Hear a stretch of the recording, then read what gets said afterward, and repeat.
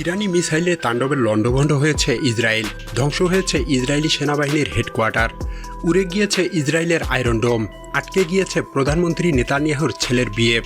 সপরিবারে তারা মাটির নিচে বাংকারে আশ্রয় নিয়েছেন।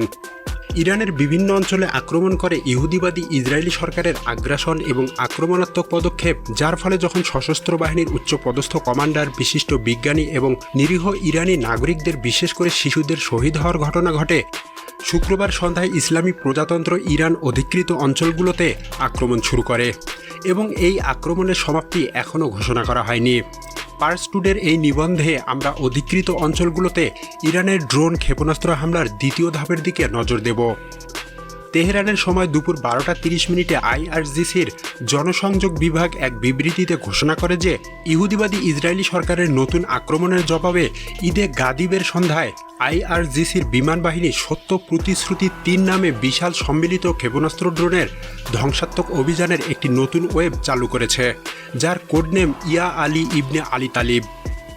রাত 12টার দিকে প্রাথমিক প্রতিবেদনে দেখা গেছে যে কয়েক ডজন ইরানি ক্ষেপণাস্ত্র এবং ড্রোন ইহুদিবাদী ইসরায়েলি সরকারের প্রতিরক্ষার একাধিক স্তর অতিক্রম করে বিভিন্ন এলাকায় আঘাত করছে।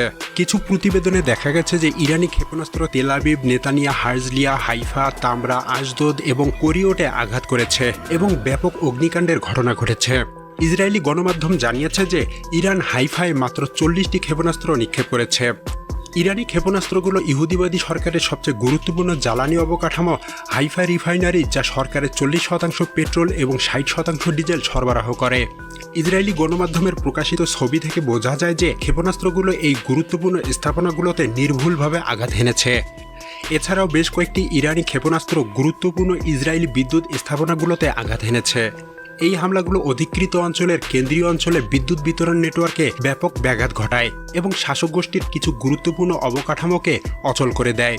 আঞ্চলিক গণমাধ্যম জানিয়েছে আজ রাতে হাইফাকে লক্ষ্য করে 30টি ইরানি সুনির্দিষ্ট লক্ষ্যবস্তুতে আঘাত হানতে সক্ষম ক্ষেপণাস্ত্র নিক্ষেপ করা হয়েছে। হাইফা শোধনাগার বা ইসরায়েলের পেট্রোল উৎপাদন কেন্দ্র, শিল্প ও বন্দর অবকাঠামো সহ বেশ কয়েকটি 20 তলা আবাসিক টাওয়ার এবং একটি বিদ্যুৎ কেন্দ্র ইরানের লক্ষ্যবস্তুগুলোর মধ্যে ছিল।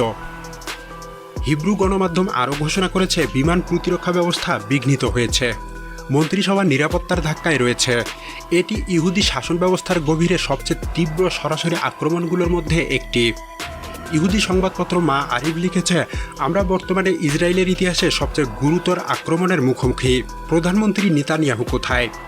আইআরজিসির জনসংযোগ বিভাগ এক বিবৃতিতে ঘোষণা করেছে, ইহুদিবাদী ইসরায়েলি সরকারের আজকের আগ্রাসনের জবাবে সম্মিলিত আক্রমণাত্মক অভিযান সত্য প্রতিশ্রুতি 3 এর ধারাবাহিকতায় শাসক গোষ্ঠীর যুদ্ধবিমান, জ্বালানি উৎপাদন কেন্দ্র এবং জ্বালানি সরবরাহ কেন্দ্রগুলোকে অসংখ্য ড্রোন এবং ক্ষেপণাস্ত্র দিয়ে লক্ষ্যবস্তু করা হয়েছে।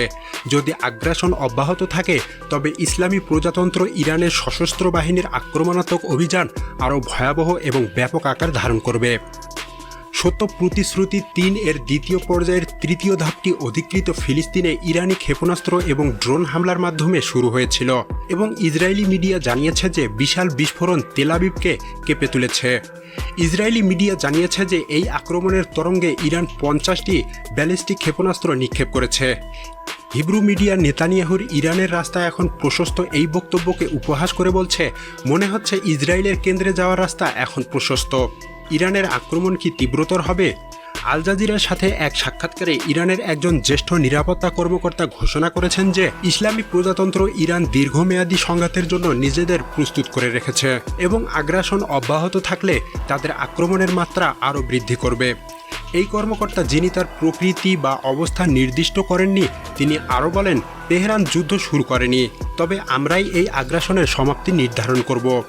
ইরানি কর্মকর্তা জোর দিয়ে বলেন যে ইসরায়েলি প্রধানমন্ত্রী বেনিয়ামিন নেতানিয়াহুর শুরু করা যুদ্ধের ফলাফল তার সরকার এবং রাজনৈতিক ব্যবস্থার সমাপ্তির চেয়ে কম কিছু হবে না।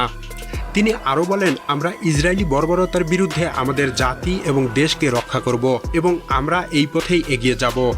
প্রিয় দর্শক, ইরান এবং ইসরায়েলের সংঘাত নিয়ে আপনার মতামত কমেন্ট করুন।